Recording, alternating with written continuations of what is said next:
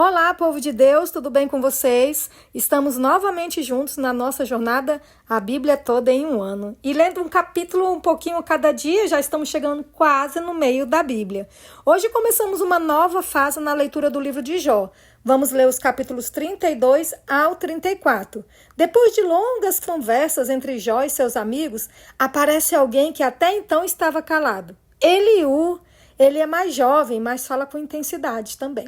Tenta entender a justiça de Deus e, ao mesmo tempo, corrigir Jó. Suas palavras são fortes e muitas vezes duras. Mas esse trecho nos faz pensar. Será que sabemos a hora de ouvir e a hora de falar? Será que conseguimos falar sobre Deus com o coração certo? Vamos juntos refletir sobre isso. Vamos começar essa leitura tão inspiradora falando com o nosso Deus. Fechamos os nossos olhos e vamos fazer uma oração.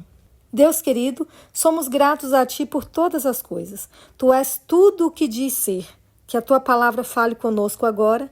Tira toda distração, Senhor, e nos dá entendimento. Queremos Te ouvir e ser transformados. Em nome de Jesus, amém. Bíblia aberta, livro de Jó, capítulo 32. As falas de Eliú. Aqueles 3 homens pararam de responder a Jó, porque ele se considerava justo. Então se acendeu a ira de Eliú, filho de Baraquel, o Buzita, da família de Rão. Ele ficou indignado contra Jó, porque este pretendia ser mais justo do que Deus. Eliú também ficou irado com os 3 amigos de Jó, porque mesmo não tendo o que responder, eles o condenavam. Eliú, porém, havia esperado para falar a Jó, pois os outros eram mais velhos do que ele. Quando Eliú viu que aqueles 3 homens já não tinham o que responder, ficou irado. Primeira fala de Eliú. O sopro de Deus dá entendimento. Então Eliú, filho de Baraquel, o Buzita, tomou a palavra e disse: Eu sou de menos idade e vocês são idosos. Por isso tive receio e fiquei com medo de dar a minha opinião. Pensei assim: que falem os que têm mais idade, e que a multidão dos anos ensine a sabedoria. Na verdade, há um espírito no homem, e o sopro do Todo-Poderoso lhe dá entendimento. Os de mais idade não são os sábios, nem são os velhos os que entendem o que é reto. Por isso digo, escutem o que vou dizer, e também eu darei a minha opinião. Deus pode vencê-lo, e não o homem. Eis que esperei que vocês falassem e dei ouvidos às suas considerações, enquanto, quem sabe, buscavam o que dizer.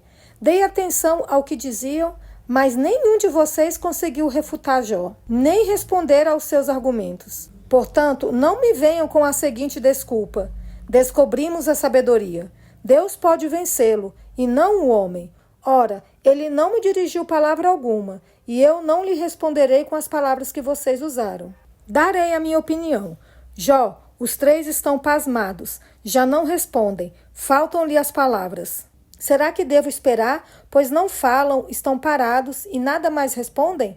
Também eu, de minha parte, vou responder e darei a minha opinião, porque tenho muito que falar, e o meu espírito me constrange. Eis que dentro de mim sou como o vinho, sem respiradouro, como odres novos, prestes a arrebentar. Permitam, pois, que eu fale para poder desabafar. Abrirei os lábios e responderei. Não tratarei nenhum de vocês com parcialidade, e não vou lisonjear ninguém, porque não sei lisonjear. Se assim fizesse, em breve me levaria o meu Criador. Os meus lábios proferem o puro saber. E agora, Jó, escute os meus argumentos e dê ouvidos a todas as minhas palavras. Passo agora a falar. Em minha boca fala a língua. Os meus argumentos provam a sinceridade do meu coração, e os meus lábios proferem o puro saber. O Espírito de Deus me fez, e o sopro do Todo-Poderoso me dá vida. Responda-me se for capaz. Prepare os seus argumentos e apresente-se diante de mim. Eis que diante de Deus sou igual a você. Também eu fui formado do barro.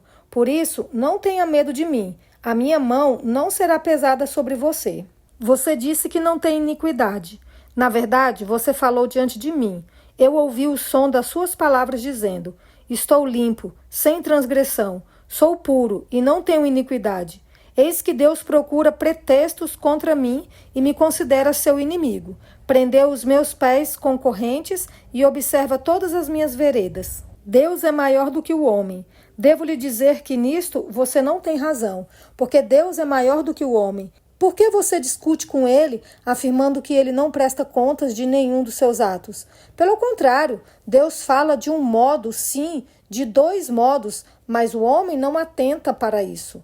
Em sonho ou em visão de noite, quando o sono profundo cai sobre as pessoas, quando adormecem na cama, então lhes abre os ouvidos e lhes cela a sua instrução, para afastar o ser humano dos seus planos e livrá-los do orgulho, para guardar a sua alma da cova e a sua vida de passar pela espada. Deus lhe restitui a sua justiça.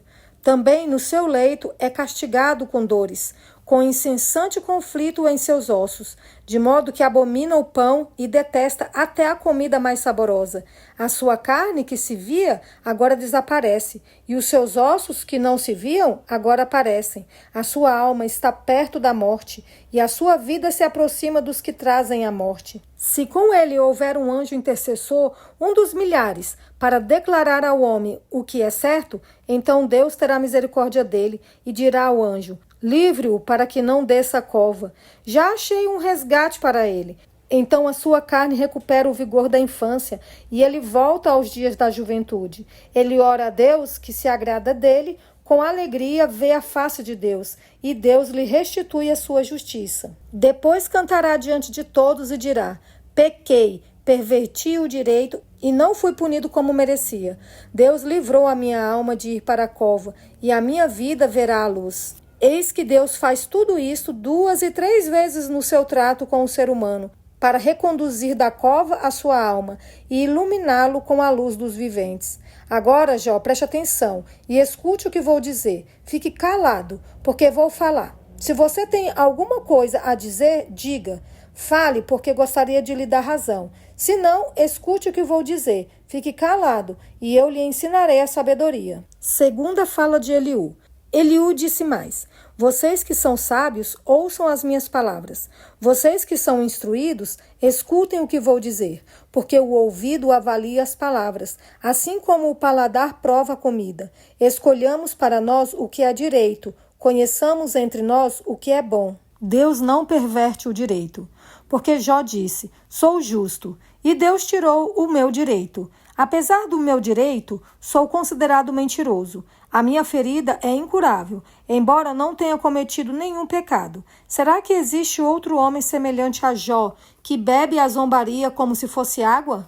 Ele segue o caminho dos que praticam a iniquidade e anda com homens perversos. Pois disse: de nada adianta ao homem ter o seu prazer em Deus. Por isso, vocês que têm entendimento, me escutem. Longe de Deus o praticar ele a maldade, e longe do Todo-Poderoso o cometer injustiça, pois Deus retribui ao homem segundo as suas obras e paga a cada um conforme o seu caminho. Na verdade, Deus não pratica o mal, o Todo-Poderoso não perverte o direito. Quem lhe entregou o governo da terra? Quem lhe confiou o universo? Se Deus pensasse apenas em si mesmo e fizesse voltar para si o seu espírito e o seu sopro, toda a humanidade morreria ao mesmo tempo e o homem voltaria para o pó. Deus é justo e poderoso. Portanto, se você tem entendimento, escute isto. Dê ouvidos ao som das minhas palavras. Se Deus odiasse o direito, será que poderia governar? E será que você quer condenar aquele que é justo e poderoso? Será que alguém diria a um rei: você não vale nada? Ou diria aos príncipes: seus perversos? Quanto menos dirá isso aquele que não privilegia os príncipes e que não favorece o rico em prejuízo do pobre, porque todos são obra de suas mãos. De repente, morrem. No meio da noite, as pessoas são abaladas e passam, e os poderosos são levados por uma força invisível. Os olhos de Deus estão sobre os caminhos do homem e veem todos os seus passos. Não há trevas nem sombra profunda o bastante, onde os que praticam a iniquidade possam se esconder. Pois Deus não precisa observar o homem por muito tempo antes de o fazer comparecer em juízo diante dele. Deus arrasa os poderosos sem os inquirir e põe outros em seu lugar, porque ele conhece as obras deles. De noite os transtorna e eles são esmagados. Ele os castiga como se fossem ímpios, à vista de todos, porque se afastaram de Deus e não quiseram compreender nenhum dos seus caminhos. E assim fizeram com que o grito dos pobres subisse até Deus, e este ouviu o lamento dos aflitos. Se ele se calar, quem o condenará? Se encobrir o rosto, quem poderá vê-lo? Mas ele está acima dos povos e das pessoas, para que o ímpio não reine e não haja quem iluda o povo. Você prometeu parar de praticar injustiça? Se alguém se dirige a Deus dizendo: sofri, não vou pecar mais. Ensina-me o que não consigo ver. Se cometi injustiça, jamais voltarei a praticá-la. Será que Deus deve recompensá-lo segundo o que você quer ou não quer? Será que ele deve dizer: escolha você e não eu? Diga o que você sabe, fale. Os homens que têm entendimento me responderão. O sábio que me ouve dirá: Jó falou sem conhecimento, e nas palavras dele não há sabedoria. Quem dera Jó fosse provado até o fim, porque ele respondeu como homem iníquo, pois o seu pecado acrescenta rebelião. Entre nós, em tom de zombaria, bate palmas e multiplica suas palavras contra Deus. E essa foi a leitura de hoje. Às vezes Deus usa quem menos esperamos para nos confrontar. Eliú era o mais novo, ele ficou em silêncio por muito tempo, mas quando falou, trouxe à tona algo importante. A justiça de Deus não está sujeita ao julgamento humano. Ele nos lembra que Deus é grande demais para ser acusado, justo demais para errar e sábio demais para ser questionado da nossa forma. E mesmo quando ele nos corrige, é por amor, porque a dor também pode ser um chamado à mudança.